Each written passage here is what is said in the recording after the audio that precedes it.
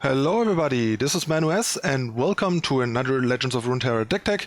I've been wanting to bring you another deck tech for a little while. I had some technical issues, like my Legends of Runeterra often just don't having any sound, which kind of sucks for recording, and I had to deal with my sleep schedule, which you may be aware if you're watching my stream regularly, which has been kind of irregularly and at weird times in the last week. But now that I managed that, it's finally time to bring you another deck tech, and I have a pretty cool deck that I want to share with you that once again my friend Patrick Dickmann and I have been working on and put together a while ago and been really liking. It's been pretty solid. Like, it's not the new best deck in the format or anything, but it's a competitive deck and a really cool different deck from like what else is out there. So it's yeah, a cool thing to play if you're looking for something fresh that also is yeah, competitive and can keep up with other decks. For anyone who doesn't know, Patrick Dickmann is a good friend of mine and former Magic Pro, so he's a really good deck builder, and we talk about all kinds of card games together and work on decks. So just for some background. But yeah, anyway, yeah, let's dive into the deck. But before we do, you know the drill. Hit the subscribe button down below, and let me introduce you briefly to today's sponsor. Today's video is sponsored by NordVPN, one of the leading virtual private network providers out there. A virtual private network keeps your data secure and yourself anonymous while using the internet. NordVPN comes with super fast servers, allows you to unlock your favorite entertainment websites like Netflix. They provide a 30-day money-back guarantee. They also have an included cybersecurity suite, which acts as an ad blocker to boot.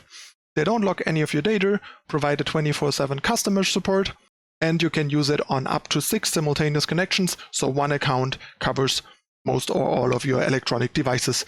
And most importantly, they don't have any bandwidth limit, so you can use it non-stop without it getting throttled, which is particularly important for heavy users like us. It also won multiple awards and comes highly recommended by top technology experts. So if you're still surfing online without a VPN, now is the time to change that. Get NordVPN now 70% off for a 3-year plan, including 1 month extra for free using the code ManuS or the personalized link in the description down below. And now on to today's content. Alright, on to the deck tech. As per popular request, since I have been mentioning it in the last deck tech, a couple of people have been commenting pro music in the background, so I decided to put on the client music. I'm not a big fan of external music, partially because there isn't really like external music that isn't copyrighted and that I like, that I know and like. So that's not a really great option, and the music that I really like I cannot play and also doesn't really fit that well. That's what I keep to the stream. So if you want like other music, just come by my stream, check out the music that I'm usually into, and let's hang out. But for the deck tech, I think the subtle client music, which is well made, is a nice background music, especially now that we have the awesome Bilgewater board with the really cool pirate music for within the games. But yeah, still open to further feedback in the comments. So if you have any thoughts on music volume and music versus no music and stuff like that, put it in the comments down below. I'm very open to your guys' feedback and suggestions, and I hope this pleases you guys that we now have some background music. And I hope I got the levels right, but it's always a bit hard to judge from my side of the content, basically. So give me your feedback, how it is from your end, how you like it. Volume up, volume down, music, no music, and so on. Anyway, let's dive into the deck.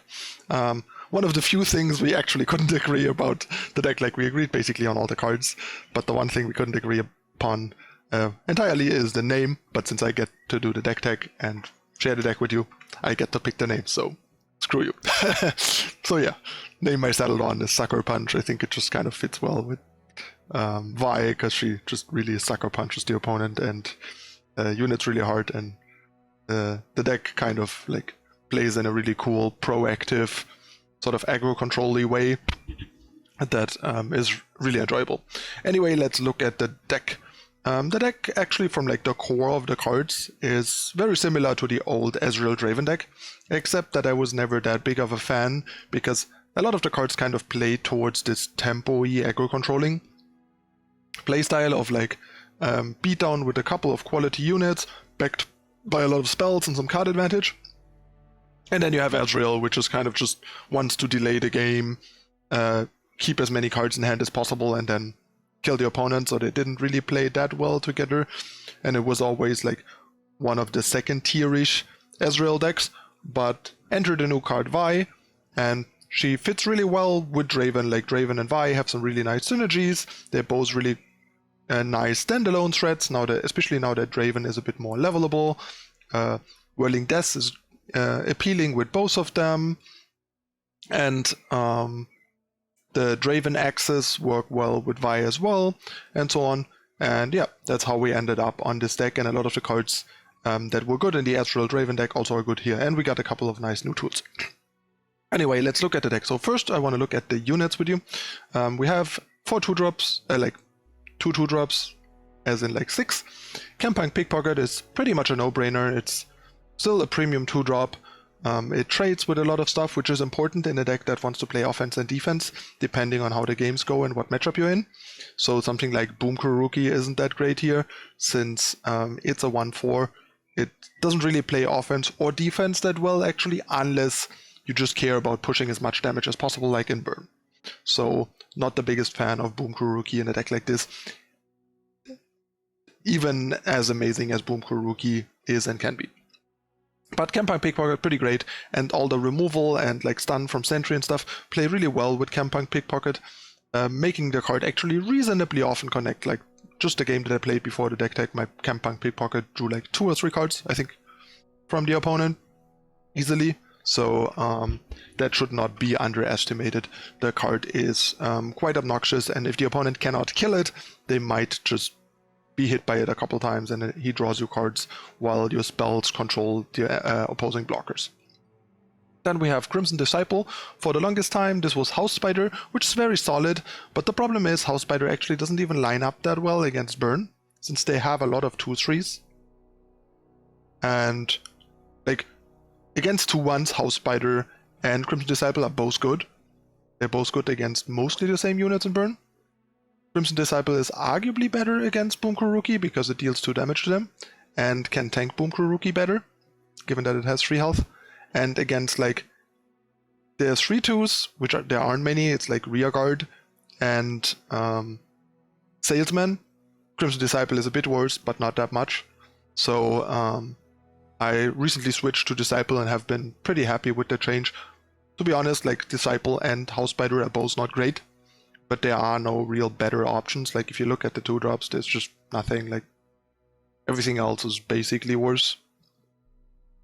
Like you can't support some Dredger very well, for example, and it's kind of too big of a risk, and the rest is just kind of whatever. Like something like Hopeful doesn't even do anything. Also, it's just like a 2-cost 3/2, especially because the difference between 5/2 and 3/2 isn't that big. Like it can sometimes be nice against something like Badger Bear. But yeah, so that's the 2-drops. Then on 3 we have Arachnoid Sentry. This card is amazing in this deck. First of all, it curves really well with Campang. Like if you are on odd attacks, you play Campang on 2, turn 3, Sentry if they don't have another unit to play, which especially like the more spell heavy decks often don't, like the more reactive controlling decks often don't, and then you just get to attack for 6 and draw a card from the deck, which is super powerful. Also, Arachnoid Sentry makes Ravenous Flock better and makes the card much more playable, which is great since this is a really tempo efficient card, which matters a lot in a deck like this.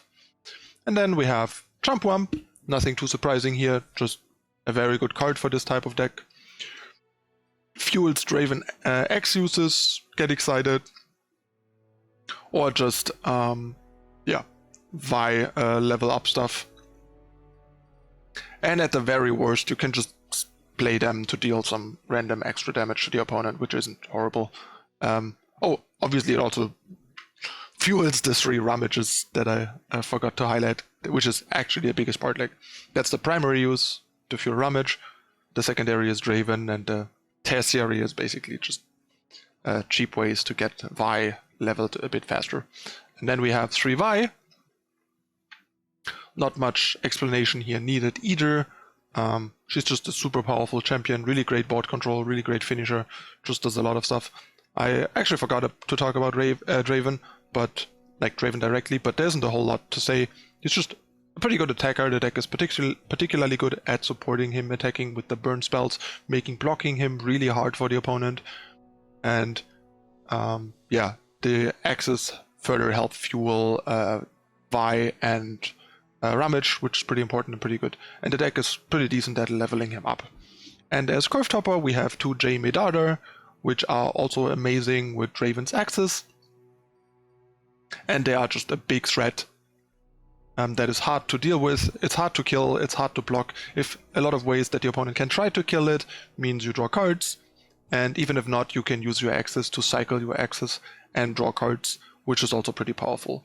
Card has been pretty amazing, and part of why it's in here is basically because Josh Layton Raptor put it on the map in his almost mono PNZ Heimerdinger Draven mid-range deck a bunch of weeks ago in set 1, and since this deck is a bit similar in what it wants to do and how it plays and the speed that it plays at, Jamie Darder is the perfect curve topper here, and the card has been performing pretty well. So let's talk about the spells. Our removal, we have 3 Beam, 3 Flock, 3 Mystic Shot, 3 Get Excited, 3 Static Shock, 1 Whirling Death, and 1 Noxian Guillotine. Beam, pretty much a no-brainer. It can be a bit unwieldy sometimes, but it's also the best sort of removal, the most flexible removal in that it can kill almost anything, given you have the mana for it. So it's a must-have to deal with bigger problems. Ravenous Flock is just very efficient. Sometimes I've been wondering if the third might be one too many, and that is very possible. I'm not 100% sure, but between Sentry and like Static Shock, it should be good enough. It arguably got a little bit worse without the House Spiders, because obviously the like 1/1 from House Spider can sometimes just chump block something bigger, and then you can Ravenous Flock it. But for now, I still kept the 3 Flock. But if you feel like you have them too often without them doing enough, you might want to consider shaving one for something else. Then Mystic Shot, not much explanation needed, just a very versatile, fairly efficient card. Get Excited, kind of the same. The deck is fairly good at fueling it between Draven and Chumpwump, so that the cost of discarding a card is minimized, and then having a 3 cost deal 3 is pretty good, especially given between Mystic Shot, Get Excited, and Static Shock. The deck actually has a decent amount of reach, which comes in handy and matters a bunch against slower decks, especially in conjunction with leveled Vi's trigger, also dealing 5 direct damage through blockers. And then the Guillotine is just like a one-off. It's a nice thing to have. If you run Static Shocks, I think one Noxian Guillotine is kind of a free roll. Also, the last copy that you're not playing can be discarded to a Rummage or Get Excited, which is nice, or even to a Draven Axe. And it's kind of just like Vengeance, except that it costs 3 and therefore has a bit of a condition, like you pay 4 mana less, can use it multiple times, but only on damaged units, which is a pretty good deal. If you cut a Flock, it could be that that Flock becomes another Guillotine or another Whirling Death. Speaking of Whirling Death, card's pretty nice. It plays particularly well with Draven and Vi, but can be a bit clunky and a bit situational. The deck doesn't have that many units, especially not that many units that are good with it. It also plays well with J Medardar, but it's mostly basically good with like Draven, Vi, Chumpwump, and J, which is why there's only one currently, especially because if you have a Draven out, your other Dravens are also Whirling Death. So with a Draven in play, you have 3 Whirling Deaths, and without a Draven, you have 1 Whirling Death. But without a Draven in play, you also only have like 8 units that Whirling Death is decent to good with, because with the other like 2 and 3 drops, and without the Draven X to help, Whirling Death is very limited at what it does, which is why there's only 1. Could be possible that 2 is manageable, but I wouldn't run more than 2. And yeah, Static Shock, just cheap, cycles through the deck, which is nice. Helps turn on Guillotine and Flock. Can deal splash damage to the enemy face, punishes going wider small stuff. Just a very solid card. A bit clunky, but does the job. And then we have the 3 Rummage that I already mentioned. Just great card advantage in a deck with Draven, Access, and Jump Bump. Yeah, the deck doesn't look super powerful probably to you because it plays a lot of kind of like decent, flexible cards, not that many like high power, high card advantage or whatever stuff, but it plays pretty well and is really cool and really fun to play, at least for Patrick and I. We were having a blast with it and really liking it, when a bunch of the decks in the game right now are kind of a bit blunt. Like either it's like Corinna that just is just sitting back and killing everything till the opponent runs out, drop your Ledros, finish them, or like the Demacia decks just curving out and